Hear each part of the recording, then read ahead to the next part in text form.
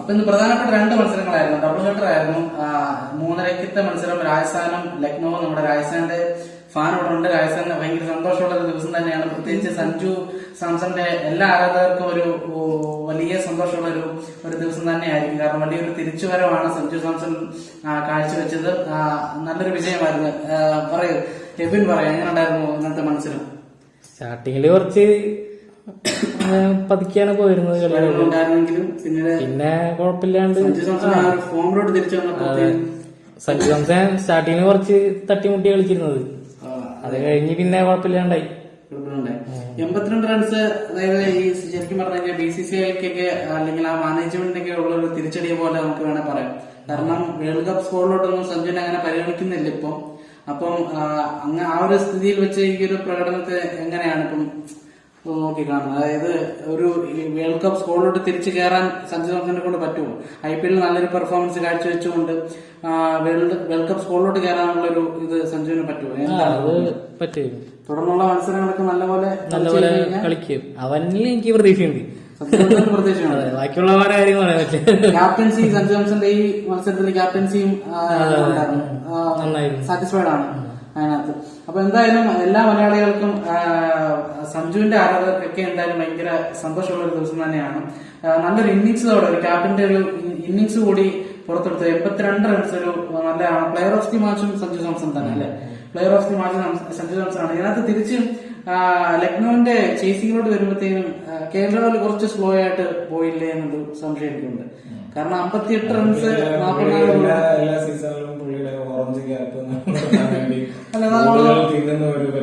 തീർച്ചയായിട്ടും നമ്മളത് പറയുമ്പോൾ ചിലപ്പോ KL രാഹുലിന്റെ ഫാൻസിന് ചിലപ്പോൾ ഇഷ്ടപ്പെടുന്ന മണ്ടയ്ക്കാണ്. വ്യക്തിപരമായിട്ടുള്ള കാരണങ്ങൾക്ക് വേണ്ടിയിട്ട് ഒരിക്കലും കളിക്കരുത്. അതെ, 190 എന്നുള്ളൊരു ടോട്ടലാണ് എടുക്കേണ്ടത്, അല്ലെങ്കിൽ അതിന്റെ മണ്ടയ്ക്കുള്ള ടോട്ടൽ. അപ്പം ഇച്ചിരൂടെ ഒരു എന്താ പറയുക സ്ട്രൈക്ക് റേറ്റ് നിലനിർത്തിക്കൊണ്ട് കളിച്ചു കഴിഞ്ഞാൽ ബെറ്റർ ആയിരുന്നു എന്ന് തോന്നുന്നു. എനിക്ക് നിക്കോളാസ് പൂരൻ മാത്രമുണ്ട് കുറച്ചുകൂടെ അഗ്രസീവ്. പിന്നെ ദീപക് കൂടെയും അത്യാവശ്യം നല്ലപോലെ കളിച്ചു എന്നുള്ളത് മാത്രമാണ്. ഓക്കെ, എന്തായാലും അത് വലിയൊരു സന്തോഷമാണ്. പ്രത്യേകിച്ച് നമ്മളെല്ലാം ആകാംക്ഷയോടെ നോക്കിയിരുന്ന ഒരു മത്സരം തന്നെയാണ്. എന്തായാലും സഞ്ജു സാംസണും രാജസ്ഥാൻ റോയൽസും ടോപ്പ് 4-ലോട്ട് കയറും എന്നുള്ളത് നമുക്ക് എന്തായാലും നോക്കി തന്നെ കാണാം. ആദ്യ മത്സരം കൊണ്ട് തന്നെ ഒന്നും നമുക്ക് വിലയിരുത്താൻ പറ്റത്തില്ല. അടുത്ത മത്സരങ്ങൾക്ക് ശേഷം നമുക്ക് എന്തായാലും ഒരു വ്യക്തത എന്തായാലും നമുക്ക് വരുന്നതായിരിക്കും. പിന്നെ രണ്ടാം മത്സരത്തിലോട്ട് വരുമ്പോഴത്തേനും മുംബൈ ഇന്ത്യൻസും ഗുജറാത്ത് ടൈറ്റൻസും ആണ്. അപ്പം ഒത്തിരി കാര്യങ്ങൾ സത്യം പറഞ്ഞ ആ കളിയുടെ പുറകിലുണ്ടായിരുന്നു. ഹർദിക്കിന്റെ ആ ഒരു മുംബൈയിലോട്ടുള്ള വരവും അതെല്ലാം വെച്ച് നോക്കുമ്പോഴത്തേനും മുംബൈയുടെ തോൽവിയെ ഇപ്പം എങ്ങനെയാണ് നോക്കി കാണുന്നത്? എല്ലാവരും നല്ല കാര്യമെന്ന് ഞാൻ പറയും. തീർച്ചയായിട്ടും അവനെ പോലൊരു വ്യക്തി മുംബൈ അവനെ എടുത്ത് ഇത്രയും വലിയൊരു പ്ലെയർ ആക്കിയതിനു ശേഷം ഇവിടുന്ന് GTയിലേക്ക് പോയപ്പോഴേ അവൻ എന്താ പറയാ മുംബൈനെ തള്ളി പറഞ്ഞ ഒരു വർത്തമാനം പറഞ്ഞു. അത് കഴിഞ്ഞിട്ട് അവനെ തന്നെ ടീമിൽ കൊണ്ടുവന്ന് ക്യാപ്റ്റൻ ആക്കി. രോഹിത്തിനെ സത്യം പറഞ്ഞു കഴിഞ്ഞാൽ ഒരിക്കലും ക്യാപ്റ്റൻസി എന്ന് പറയുന്ന രോഹിത് കളിക്കുന്നിടം വരെ ക്യാപ്റ്റൻ ആകാനുള്ള അർഹത ആ മനുഷ്യനുണ്ട്. കാരണം 5 ടൈറ്റില് IPLന്റേത് കൊടുത്തത് രോഹിത്താണ്. ആ രോഹിത്തിനെ മാറ്റി നിർത്തിയിട്ട് അവൻ പോയി കുറ്റം പറഞ്ഞവനെ തന്നെ പിടിച്ചു വരുത്തിയിട്ട് മാനേജ്മെന്റിന്റെ ഒരു വല്ലാത്ത അങ്ങനെയുള്ള സ്ഥിതിക്ക് മുംബൈ തോൽവി അറിയുക തന്നെ വേണം. ഇതൊരു പാഠമാകണം. ശരിക്കും പറഞ്ഞു കഴിഞ്ഞാൽ രോഹിത് ശർമ്മയുടെ ആ ഒരു ഇന്നിങ്സ് ഒരു 46-45 റൺസ് കൊണ്ട് എടുത്തിട്ടുണ്ട്. ആ ഒരു ഇന്നിങ്സ് ഭയങ്കര സന്തോഷം നൽകുന്ന ഒരു കാര്യമാണ്. പക്ഷെ എങ്കിൽ പോലും തോറ്റത് കൊണ്ട് ഒരു വലിയൊരു സങ്കടം എന്ന് പറയാനായിട്ടില്ല. കാരണം ഹർദിക് പാണ്ഡ്യ അതും ഗുജറാത്തുമായിട്ടുള്ള ഒരു മത്സരം, ആ മത്സരത്തിൽ തോക്കണം തന്നെ. കാരണം ഹർദിക്കിന്റെ ആ ഒരു ആറ്റിറ്റ്യൂഡ് ഒട്ടുമിക്ക എല്ലാവർക്കും, അതായത് ഇപ്പൊ മുംബൈ ഫാൻസിനായിക്കോട്ടെ ഗുജറാത്തിനായിക്കോട്ടെ മറ്റുള്ള ഏത് ക്രിക്കറ്റ് ആരാധകർക്കാണെങ്കിലും ഹർദിക്കിന്റെ ആ ഒരു ആറ്റിറ്റ്യൂഡ് അത്ര അങ്ങോട്ട് ദഹിക്കുന്നതല്ല. അപ്പം അത്രയും മോശമായിട്ടുള്ള ഒരാളാണ്. അപ്പം അദ്ദേഹത്തിന്റെ ക്യാപ്റ്റൻസിയിൽ ആദ്യ കളി തോക്കുക എന്നുള്ളത് ശരിക്കും പറഞ്ഞു കഴിഞ്ഞാൽ അത് അവനൊരു പാഠമാകട്ടെ, അല്ലെങ്കിൽ എന്താ പറയുക അഹങ്കാരത്തിനൊരു തിരിച്ചടി എന്ന് വേണമെങ്കിൽ നമുക്ക് പറയാം. ഒരു മത്സരം തോറ്റത് കൊണ്ടോ ഒന്നും ആകുന്നില്ല. ഹർദിക്കിന്റെ ഒരു കാരണം കൊണ്ട് മുംബൈ മൊത്തത്തിൽ തോക്കണമെന്ന് നമ്മൾ പറയുന്നില്ല. പക്ഷെ അവന്റെ ഒരു അഹങ്കാരമായിട്ടുള്ള ഒരു ആറ്റിറ്റ്യൂഡ് മാറണം. അതാണ് ഒരു വലിയൊരു പ്രശ്നമായിട്ടുള്ളത്. കാരണം ഇപ്പൊ തന്നെ അവൻ ലാസ്റ്റിൽ നിന്ന് അവനാണ് ജയിപ്പിച്ചാൽ ഉണ്ടാകുന്ന ഒരു ഷോ ഓഫ് എന്തൊരു ഷോ ഓഫ് ആയിരിക്കും. അത് കാണണം. ശരിക്കും പറഞ്ഞാൽ ഞാനൊരു മുംബൈ ഫാനാണ്, എങ്കിൽ പോലും ഈ ഒരു തോൽവിയില് എനിക്ക് അത്ര സങ്കടം ഇല്ല. കാരണം എന്താ വെച്ചാൽ ആദ്യ ഒരു മത്സരം ശരിക്കും പറഞ്ഞു കഴിഞ്ഞാൽ തോക്കുക തന്നെ വേണം. കാരണം അവൻ അത്രയും അഹങ്കാരമുള്ള ഒരു മനുഷ്യനാണ്. അതും അവൻ നേരത്തെ ആയിട്ടുള്ള ഗുജറാത്തിനെതിരെ തന്നെ ഒരു തോൽവി ഏറ്റുവാങ്ങുമെന്ന് പറഞ്ഞു കഴിഞ്ഞാൽ അത് അവന്റെ എല്ലാ അഹങ്കാരത്തിനുള്ള ഒരു തിരിച്ചടി തന്നെയാണ്. അപ്പം അങ്ങനെ പിന്നെ ഒരു രോഹിത് ശർമ്മ ഇഷ്ടപ്പെടുന്നത് കൊണ്ട് തന്നെ എന്താ പറയുക, ആ ഒരു ചെറിയ വിഷമമുണ്ട്. പിന്നെ കളിയെ പറ്റി പറയുകയാണെങ്കിൽ മുംബൈക്ക് ജയിക്കാൻ പറ്റിയ കളിയായിരുന്നു. 100% ജയിക്കാണ്. കാരണം മുംബൈയുടെ ഒരു ബാറ്റിംഗ് ലൈനപ്പ് വെച്ച് നോക്കുകയാണെങ്കിൽ എന്തായാലും നല്ല രീതിയിൽ സ്കോർ ചെയ്യാവുന്നതായിരുന്നു. ഡേവിസ് ഒക്കെ കളിക്കുന്ന സമയത്ത് നല്ല രീതിയിൽ ഒരു സ്കോറും ജയിക്കാവുന്ന രീതിയിലുള്ള ഒരു റൺ റേറ്റിൽ തന്നെ അത്യാവശ്യം ജയിക്കാവുന്ന റൺ റേറ്റിൽ തന്നെയാണ് പോയിക്കൊണ്ടിരുന്നത്. പക്ഷെ പിന്നെ അതെന്താ അവനുള്ളൊരു തിരിച്ചടി തന്നെയാണെന്നാണ് പറയാം. പിന്നെ ഈ ഹർദിക്കിന്റെ ക്യാപ്റ്റൻസി എങ്ങനെയുണ്ട്? കാരണം ഇവൻ ക്യാപ്റ്റൻസി ആയാല് അതിപ്പോ എല്ലാവരും ശ്രദ്ധിച്ച കാര്യമായിരിക്കും. ഇവൻ ക്യാപ്റ്റൻസി ആയി കഴിഞ്ഞ് കഴിഞ്ഞാൽ ആദ്യത്തെ 2 ഓവർ തന്നെ എറിയും. ആ ഒരു സംഭവം അന്ന് അടി കിട്ടിയാലും കിട്ടിയില്ലെങ്കിലും സത്യം പറഞ്ഞു കഴിഞ്ഞാൽ കോട്സിയും അതുപോലെ ബുംറയും പോലുള്ള ബോളേഴ്സ് ഉണ്ടായിട്ടും പവർ പ്ലേയില് നല്ല പോലെ അവര് പവർ പ്ലേയിൽ ബുംറയെ മാത്രമേ യൂസ് ചെയ്തിട്ടുള്ളൂ, ഒറ്റ ഒരു ഓവർ മാത്രം. ആ ഒരു ഓവറിൽ ബുംറ സാഹയുടെ വിക്കറ്റ് എടുത്തു, കിടക്കുന്ന ഒരു യോർക്കറുമായിട്ട് സാഹയുടെ വിക്കറ്റ് എടുത്തു. അപ്പം ഈ ഒരു ക്യാപ്റ്റൻസി കാരണം കുറച്ചുകൂടെ നേരത്തെ കോട്സിയോ അല്ലെ ബുംറയോ നേരത്തെ ഒന്ന് ഒരു 2 ഓവർ വെച്ച് ആർക്കെങ്കിലും ഒരാൾക്കെങ്കിലും 2 ഓവർ വെച്ച് കൊടുത്തു കഴിഞ്ഞ് കഴിഞ്ഞാൽ ഒരു പക്ഷെ തുടക്കം തന്നെ വലിയൊരു പ്രഷറിലോട്ട് അവർ പോകത്തില്ലായിരുന്നു. അപ്പം ആ ഒരു ഹർദിക്കിന്റെ ക്യാപ്റ്റൻസി അത് തന്നെ അവൻ എറിഞ്ഞിട്ട് ഇപ്പൊ ആദ്യത്തെ ഓവറിൽ അവൻ അടി കിട്ടി, 2ാമത്തെ ഓവർ വീണ്ടും എറിയാൻ വേണ്ടിയിട്ട് വന്ന ഒരു തീരുമാനം. അപ്പൊ മൊത്തത്തില് എങ്ങനെ തോന്നി ഹർദിക്കിന്റെ ക്യാപ്റ്റൻസിയിൽ വെച്ച് നോക്കുമ്പോ?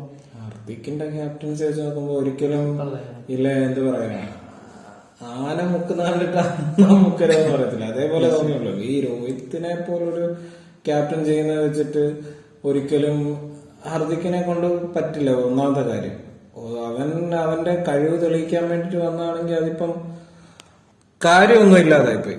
മീൻസ് അവൻ വന്നു, അവൻ അടി വാങ്ങി പോയി, എന്നാൽ അവനെ കൊണ്ട് ജയിപ്പിക്കാൻ പറ്റിയ അതും ഇല്ല. അവസാന ഫിനിഷർ റോളിൽ ഇറങ്ങിയിട്ട് ഒരു 6 ഒരു 4 കണ്ട് അടിച്ചു, പിന്നെ അടുത്ത ബോളിൽ ഔട്ടായി പോവാ. അങ്ങനെ ജസ്റ്റ് ഒരു 4ഉം 6ഉം അടിക്കുന്നത് മാത്രം ആണ് കളി എന്നല്ല ഞാൻ പറഞ്ഞത്. പോരാ, ക്യാപ്റ്റൻസിയും പോരാ, മൊത്തത്തില് എന്തോ സത്യത്തിൽ ഒരു ഫീൽഡ് സപ്പോർട്ട് ഒന്നും കുറവായിരിക്കും പുള്ളി, ഗ്രൗണ്ട് സപ്പോർട്ട് ഒന്നും കുറവായിരിക്കും. മുംബൈ വന്നാലും കാണത്തില്ല. ഓൾറെഡി അവനൊരു ആ ഒരു ആറ്റിറ്റ്യൂഡ് കൊണ്ട് നടക്കുന്നത് കൊണ്ട് പൊതുവെ ഹേറ്റേഴ്സ് കൂടുതലാണ്. പിന്നെ മുംബൈയിൽ നിന്ന് ഈ ക്യാപ്റ്റൻസി തട്ടിപ്പറിച്ച് വാങ്ങുമ്പോ അതിന്റേതായിട്ടുള്ള ഹേറ്റേഴ്സ്, രോഹിത് ഫാൻസും, അതും ഒരു സൈഡാണ്. പിന്നെ ഈ 2 ടീമിൽ നിന്നും ഏകദേശം എടുത്തു പറയാൻ പറ്റിയ ഏതെങ്കിലും പെർഫോമൻസുകൾ നോട്ട് ചെയ്തിട്ടുണ്ടോ? ബ്രേവിസിന്റെ ബാറ്റിംഗ്, അവൻ ഇമ്പാക്ട് പ്ലെയർ ആയിട്ട് വന്നിട്ട് നല്ല രീതിയിൽ ഇമ്പാക്ട് ചെയ്തിട്ടുണ്ട്. രോഹിത് ശർമ്മ അതുപോലെ തന്നെ പുള്ളിയുടെ റോള് അത്യാവശ്യം നല്ല വൃത്തിക്ക് ചെയ്തിട്ട് പോയി. പിന്നെ ആക്ച്വലി പിന്നെ പറയുകയാണെങ്കിൽ ബുംറയുടെ ബോളിംഗ് 3 വിക്കറ്റോളം എടുത്ത ഒരു ബോളിംഗ്, അത് ആ യോർക്കറൊക്കെ എന്ന് പറഞ്ഞു കഴിഞ്ഞാൽ കിണ്ണ യോർക്കർ, അത് ആര് നിന്നാലും അത് പുറത്താകുന്ന. പിന്നെ മോഹിത് ശർമ്മയുടെ സ്പെല്ലെന്ന് പറഞ്ഞു കഴിഞ്ഞാൽ അത്യാവശ്യം നല്ല സ്പെല്ലാണ്. കഴിഞ്ഞ സീസണിലും അത് തെളിയിച്ചു. പിന്നെ ഉമേഷ് യാദവ് ആദ്യം 1-2 അടി വാങ്ങിച്ചെങ്കിലും പിന്നെ ഒരു ലാസ്റ്റ് ഓവറിൽ ഒരു 2 വിക്കറ്റ് അടുപ്പിച്ചെടുത്ത് അതൊരു കമ്പാക്ക് തന്നെയാണ്. നല്ലൊരു മുംബൈയുടെ നല്ലൊരു പ്ലെയർ. സൂര്യകുമാറിന് പകരം ശരിക്കും പറഞ്ഞാൽ നമ്മൾ ചിന്തിച്ചു എന്തുകൊണ്ടാണ് ഇവനെ ഇറക്കിയെന്നുള്ള ചിന്തിച്ചു. പക്ഷെ ആ ഒറ്റ ഓവറില് ഒമർ സോയ അടിച്ച ആ ഒറ്റ ഓവറില് കളി അവസാന ബോള് പുറത്തായെങ്കിലും അവന്റെ ഒരു ഔട്ട് ആവുക എന്നല്ലല്ലോ T20 സംബന്ധിച്ച് വിക്കറ്റ് പോവുക എന്നത് നോക്കി കളിക്കുക. അതിപ്പം 1 ഡേ കളിക്കുകയോ അല്ലെങ്കിൽ ടെസ്റ്റ് ആണെങ്കിൽ ഓക്കെ വിക്കറ്റ് നോക്കി കളിക്കുക എന്നുള്ളത്. ബോള് കുറവ് നോക്കി അതിനനുസരിച്ച് റണ്ണ് കയറ്റുക എന്നുള്ള റോളാണ് മിക്കപ്പോഴും T20. അപ്പൊ അങ്ങനെ നോക്കുമ്പോൾ ഫിയർലെസ് ആയിട്ടുള്ള നല്ല രീതിയിൽ കളിക്കാന്നുള്ളതാണ്. അപ്പൊ ആ കാര്യത്തിൽ നമ്മൾ വിജയിച്ചിട്ടുണ്ട്. അതുകൊണ്ട് ഗുജറാത്തിന്റെ തെവാട്ടിയുടെ പെർഫോമൻസ്, അവനൊരു മുതൽ ഗ്യാരണ്ടി പ്ലെയറാണ്, നല്ലപോലെ മെച്ചപ്പെടുന്നുണ്ട്. രാജസ്ഥാനിൽ നിന്ന സമയത്ത് പുള്ളി വന്ന ഒരു എന്താ പറയാ നമ്മുടെ ക്വാർട്ടറിലാണ് ഒരു അടി അടിച്ചതിന് ശേഷം അതിനുശേഷം പുള്ളി ഒരു എന്താ പറയാ പുള്ളിയുടെ ഒരു വാല്യുബിൾ പ്ലെയർ എന്ന് വേണമെങ്കിൽ പറയാം. പുള്ളി വന്നു കഴിഞ്ഞാൽ അത്യാവശ്യം എന്തെങ്കിലുമൊക്കെ ഒരു അടി നടക്കും എന്ന് വേണമെങ്കിൽ പറയാം. അത് ഈ കഴിഞ്ഞ സീസണിലും GT കളിച്ചപ്പോഴും അങ്ങനെ ഉണ്ടായിരുന്നു. ഈ സീസണിലും അത്യാവശ്യം പുള്ളി ഫസ്റ്റ് കളിയിൽ തന്നെ അത്യാവശ്യം തെളിയിച്ചു. എനിക്ക് നമ്മുടെ റിങ്കു സിംഗിന്റെ ആ ഒരു റോള് തന്നെ ലെവലിലോട്ട് വരുന്നുണ്ട്. പിന്നെ അതുപോലെ തന്നെ ഗില്ലിന്റെ ക്യാപ്റ്റൻസി പറയാനാണെങ്കിൽ ഗില്ലിന്റെ ക്യാപ്റ്റൻസി കുഴപ്പമില്ല. പിന്നെ കൂടുതലും പറയേണ്ടതെന്ന് പറഞ്ഞാൽ head coach Ashish Nehra brilliant ആണെന്ന് പറയാം. ഓരോ മറ്റേ ആദ്യം ലാസ്റ്റ് ഉമേഷ് യാദവ് അടി വാങ്ങിച്ച സമയത്ത് ആശിഷ് നെഹ്റ ഒരു പ്ലെയറിനെ വിട്ട് കാര്യം പറഞ്ഞു കൊടുത്ത് അതിനുശേഷം അടുപ്പിച്ച് 2 വിക്കറ്റ്. അതാ ഓരോ ബോളും പിച്ചിന്റേതും എല്ലാം മനസ്സിലാക്കിക്കൊണ്ട് കളിയുടെ ഗതി മാറ്റാൻ പൊസിഷൻസ് ഇടുന്നതും സാധാരണ പൊതുവെ എല്ലാ കോച്ചുകളും അങ്ങനെ ചെയ്യാറില്ല. അവര് കളി തുടങ്ങി കഴിഞ്ഞ് കഴിഞ്ഞാൽ ക്യാപ്റ്റൻ എന്ത് ചെയ്യുന്നു ആ ഒരു സെറ്റപ്പ്. പക്ഷെ കോച്ച് അങ്ങനല്ല. ഈ ആശിഷ് നെഹ്റ പൊതുവെ പുള്ളിക്ക് അതൊരു ആവശ്യമാണ്. ടീമിന്റെ അതിനകത്താണ് ഫീൽഡിലാണ് ഫോക്കസ് അല്ലേ. അതൊരു വേണ്ട ഒരു കാര്യം തന്നെയാണ്. അപ്പൊ എന്തായാലും മുംബൈ തോറ്റത്തില് മുംബൈ ആരാധകൻ എന്ന നിലയിൽ എനിക്ക് വിഷമമുണ്ട്. അതുപോലെ തന്നെ ഹാർദിക്കിന്റെ കാര്യം ആലോചിക്കുമ്പോൾ ആ തോൽവി അത്യാവശ്യം നല്ലതാണെന്നും തോന്നുന്നുണ്ട്. അപ്പൊ എന്തായാലും രാജസ്ഥാൻ എന്തായാലും ജയിച്ചു. അതുപോലെ തന്നെ ഗുജറാത്ത് മുംബൈ എന്തായാലും തോറ്റു. അപ്പം ഗുജറാത്ത് വീണ്ടും അവരുടെ ഒരു ടോപ്പ് 4 കയറാനുള്ള സാധ്യതകളൊക്കെയും കാണിക്കുന്നുണ്ടല്ലേ. വീണ്ടും അവരുടെ ഒരു തുടർച്ചയായി 3 തവണയും ടോപ്പ് 4 അല്ലെ ഫൈനലിൽ കയറാനുള്ള യോഗ്യത ഉണ്ട്. അത്യാവശ്യം എല്ലാ ഒരു എന്താ പറയാ തഴയപ്പെട്ട ആളുകളാണെങ്കിൽ പോലും അവരെല്ലാം അവരുടേതായിട്ടുള്ള ഫോമുകൾ കണ്ടെത്തി തിരിച്ച് യൂണിറ്റി അവരുടെ ഐക്യത എന്ന് പറഞ്ഞു കഴിഞ്ഞാൽ രക്ഷയില്ലാത്തൊരു അത് ആ ഫീൽഡിൽ നമുക്ക് കാണാൻ കഴിയും.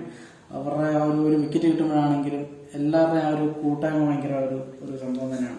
അപ്പൊ എന്തായാലും അടുത്ത മത്സരം നാളെ നടക്കാൻ പോകുന്നത് പഞ്ചാബും RCB തമ്മിലാണ്. RCB ഒരു മത്സരം വിജയിച്ച് കയറുക എന്നുള്ളതാണ് ഇന്ന് എല്ലാവരും വിരാട് കോഹ്ലി ഫാൻസും ബാംഗ്ലൂർ ഫാൻസും ഒക്കെ ആഗ്രഹിക്കുന്നത്. അപ്പൊ ആദ്യത്തെ കളിയിൽ പഞ്ചാബ് ജയിച്ചിട്ടുണ്ട്. പഞ്ചാബ് ഒരു ജയത്തോടെ പഞ്ചാബും ആദ്യത്തെ കളിയിലെ തോൽവിയോടെ RCB ആണ് ഏറ്റുമുട്ടാൻ പോകുന്നത്. അപ്പൊ നാളെ ഇങ്ങനെയൊക്കെയാണ് കളിയും കാര്യങ്ങളൊക്കെ എന്നൊക്കെ ഉള്ള കാര്യങ്ങൾ മത്സരശേഷം വീണ്ടും ഞങ്ങൾ ചർച്ചയുമായിട്ടും ഇതുപോലെ റിവ്യൂ ആയിട്ട് എത്തുന്നതായിരിക്കും. അപ്പൊ എന്തായാലും ആ ഒരു നാളത്തെ മത്സരശേഷം വീഡിയോ ആയിട്ട് നമുക്ക് വീണ്ടും കാണാം.